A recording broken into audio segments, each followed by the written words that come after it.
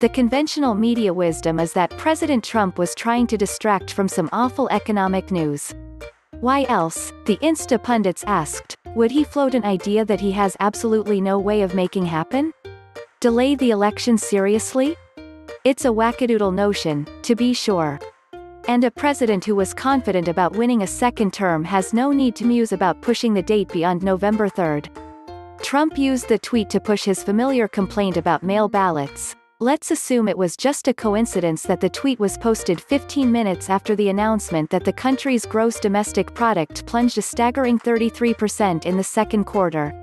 And leave aside, for the moment, that a president has no authority to fiddle with the date set by an 1845 law. Trump knows this, and with even Mitch McConnell saying no way, he knows full well the election won't be moved. He also knows he is fomenting a media freakout that will amplify his complaints about mail ballots, despite little record of fraud for a method successfully targeted by many Republicans. The president isn't even being consistent here.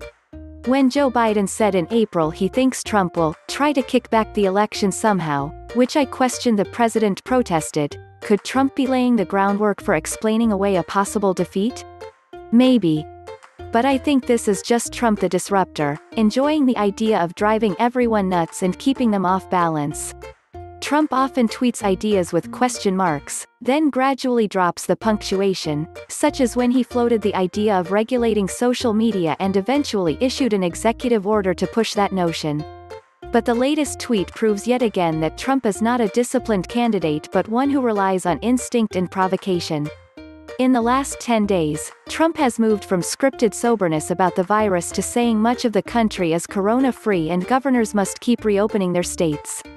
After saying on a podcast that he often regrets his tweets and retweets cause the most trouble, Trump retweeted a pro-hydroxychloroquine doctor who talks about demon sex, then said he didn't know anything about her.